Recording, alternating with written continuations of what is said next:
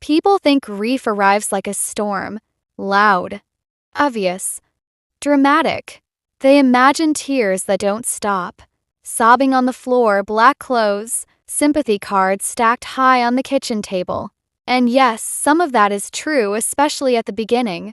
But what no one ever told me is this: the loud grief doesn't last forever. The quiet grief does. And the quiet grief is the one that takes everything with it. I'm sitting at my dining table as I tell you this. The same table where my husband and I ate breakfast for 39 years. The same table where friends once crowded in with coffee cups, laughter, and stories that went on too long. The same table that now only has one chair pulled out. My name is Margaret Collins. I am 74 years old. I live in a small house outside Columbus, Ohio. And I am a widow. But that's not the whole story. Because when my husband died, something else died too. My friendships, my invitations, my place in the world. Before I tell you about losing everyone, I need to tell you about the life I had. I met my husband, Robert, when I was 22 years old. He had a crooked smile and the worst sense of direction I'd ever seen in a man. He got lost driving to my parents' house 3 times on the same road. I married him anyway. We built a life the ordinary American way. 2 kids. A modest house. Weekend barbecues. Church on Sundays. Holidays that were loud and exhausting and wonderful. And friends, so many friends. Couples we met through work. Through our kids' schools. Through neighbors who became family. Friday night dinners. Game nights. Birthday parties. Anniversaries celebrated together. We grew old together, all of us. Or at least we thought we would. Robert didn't die suddenly. That's important to say because people assume that makes it easier. It doesn't. He was sick for a long time. Heart issues, then complications, then more doctors, more medications, more hospital rooms that all smelled the same, clean and cold and faintly hopeless.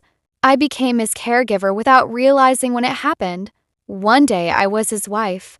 The next I was tracking pills, checking blood pressure, learning how to lift him without hurting my back, learning how to smile reassuringly when I was terrified.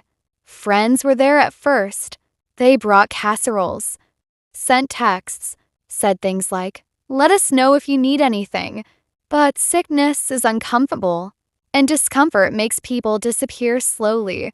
Robert died on a Tuesday morning in March.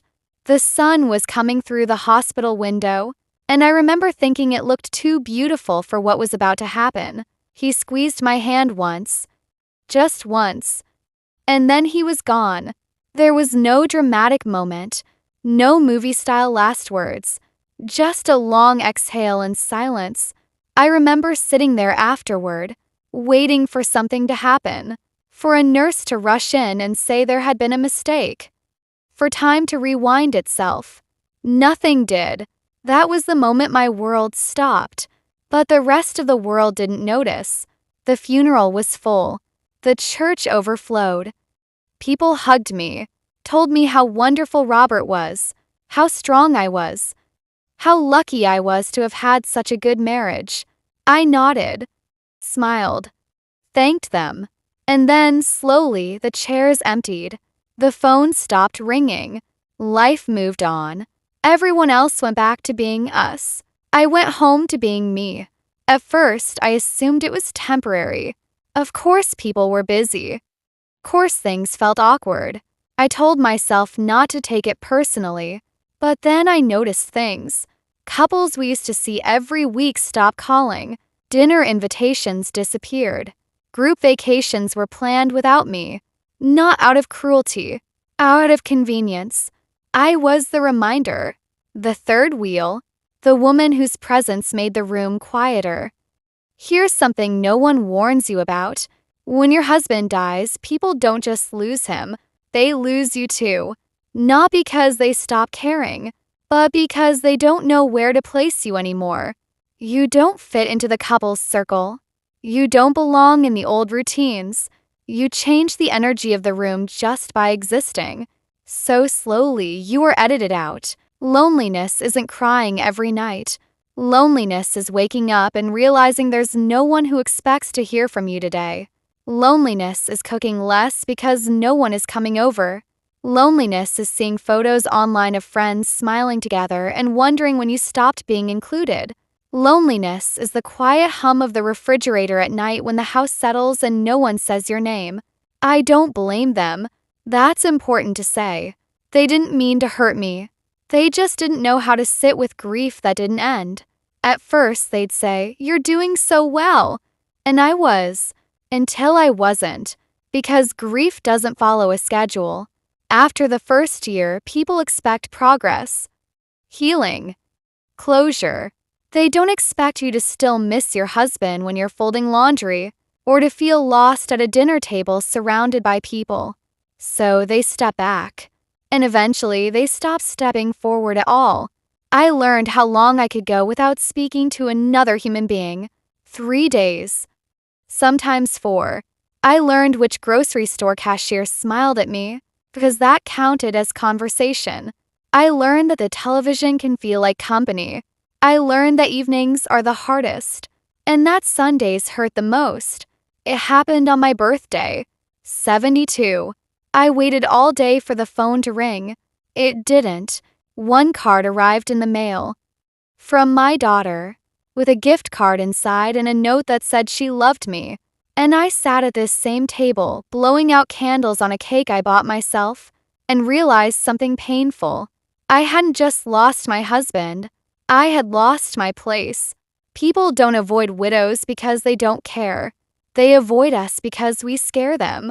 We remind them that love ends, that health fades, that someday one of them will sit where we are sitting now. So they keep their distance, and we become invisible. I had to learn how to live without witnesses, without being chosen, without being included. I learned to take walks alone, to sit on my porch and wave at neighbors who didn't know my story, to talk to Robert out loud sometimes, even though I knew he couldn't answer. I learned that loneliness can exist even when you are surrounded by people, and that it can also exist in a perfectly quiet room. Not everything was dark. Sometimes a stranger would sit next to me at a cafe and talk about the weather. Sometimes someone would ask about Robert and actually listen.